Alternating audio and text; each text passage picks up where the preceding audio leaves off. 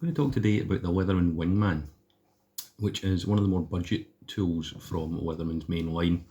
Now this has been out for a number of years now, and there's three tools in this range, which is the Wingman, the Sidekick and the Rev. Now they are a bit more basic, a bit more Spartan in nature than lots of the other Leatherman tools. You know, they're not as inclusive of tools or quality as something like the Wave.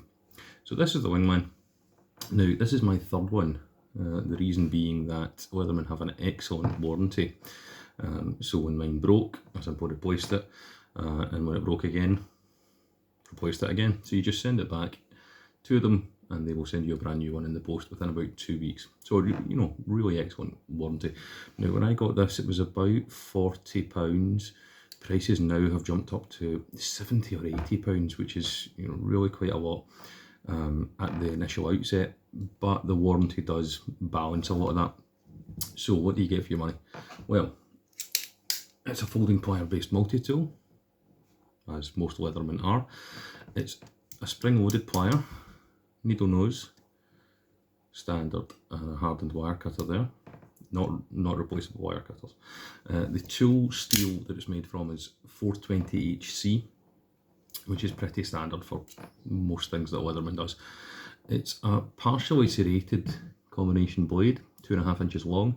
Now on this one, I've actually made a little modification here. I've added a washer that permanently opens the liner lock, so that mine is UK everyday carry legal, because locking knives are frowned upon in the UK from a legal standpoint.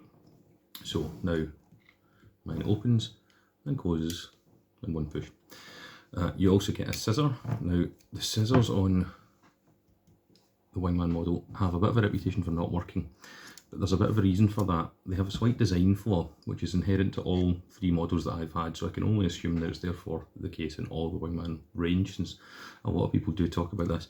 Basically, when you open it, the scissors don't lock into place, and therefore don't engage the spring. So what you do to resolve that is push the spring up manually, fold the tool back on itself, and then pop it open a second time. Hear that definite click, that positive click, that engages the spring.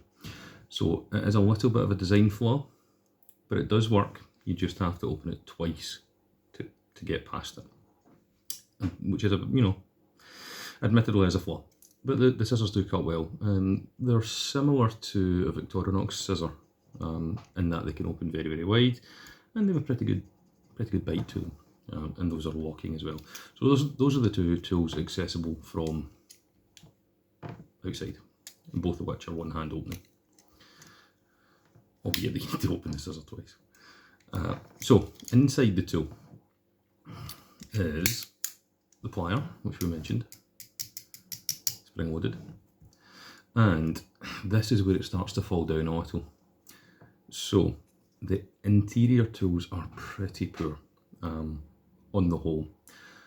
So on this side we have can opener, which doubles as a bottle opener and also includes a wire stripper.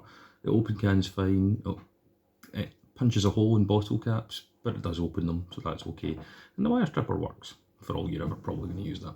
Now these are non-locking, just a detent holds them open. Then it gets really poor from here on in. So next tool is a file, which is tiny file, with this really small slotted screwdriver on the end of it, and believe it or not, a rule on the back which measures 2 inches.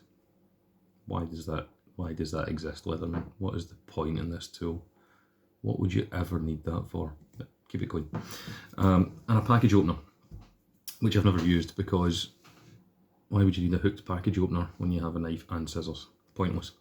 If you're only going to put 14 tools on it, why would you make one of them, you know, redundant because you have two versions of it already? And why would you make one of them a tiny file with a tiny rule on the back? Pointless. And on the other side you have your screwdrivers. So you have a slotted, which doubles as a pry tool. I can't remember the last time I used a slotted screwdriver that size, but it does work as a pry tool, and I have used it as one. And my least favourite type of Phillips driver, the 2D Phillips, you know, i.e. the flat Phillips. It works, but not as well as a round Phillips, not as well as a well-formed Phillips. Yeah, okay, it exists. Now the new Leatherman ranges of P4, T4, the free tools, those all have these flat Phillips and flat tools in them as well. So this isn't something that's going away, although these Wingman tools are now 20 years old or whatever they are. Leatherman are steadfastly refusing to let go of the substandard flat driver. So there you go. You also have a pocket clip on the outside. So overall, is it as good as a Wave, a Charge, a Super Tool, PST? No, of course not. It's not. If you're looking for a Super Tool, buy the Leatherman Bond, which is ridiculously now is the same price as this. So the Leatherman Bond is about £70, the Wingman is about £70. That to me doesn't make sense. So it used to be that this was the bottom entry of the full-sized multi-tools at £40, and at £40 that was pretty good, especially with a 25-year warranty. But when you can get the Bond, a far superior tool for the same price, which is UK legal and has a better tool set, and the same warranty. So, like I said, I've modified mine to be UK legal, but ideally, you want to build that way in the first place. The Leatherman Bond pliers also open wider. Now, these do open pretty wide. I have managed to fit a shower with this Wingman when it was all I had to hand.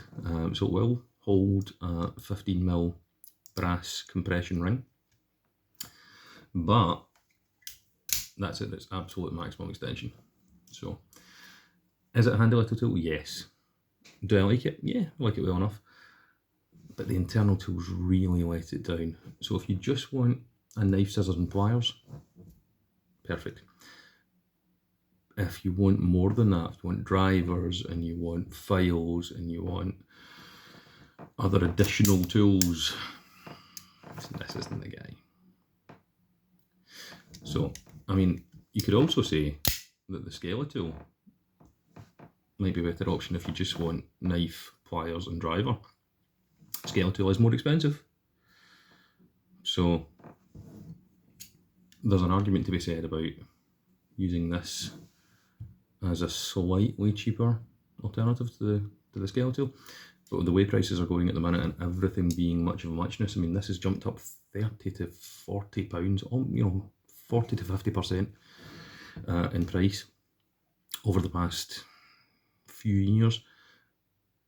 Maybe you're better just getting the Leatherman Bond, or if you want to go that bit further, the Wave. Although, if you watched my recent video, I would still suggest go the extra mile and get the Victorinox Swiss tool. It is expensive, but it's worlds apart from anything that Leatherman has to offer at the minute, to be honest, in terms of build quality, in terms of precision of engineering. Yeah, the Victorinox Swiss tool might be the daddy as far as I'm concerned. Different price range from this guy. You know, this started out when I got it at £40, now it retails for 70 to 80, which is not worth, maybe with the warranty, maybe if you're going to use it as your only multi-tool for a lifetime. But when you consider that the Victorinox Swiss tool is about 120, 130, then this for 70 or 80 does not compute. You would be as well saving your money for a couple of months, paying the extra and getting the Victorinox Swiss tool. And that would also be true if you were considering a Wave or a Charge. Charge might be a bit larger, a bit more heavy duty, but doesn't have the quality of build. So that's my thoughts on the Leatherman Wingman.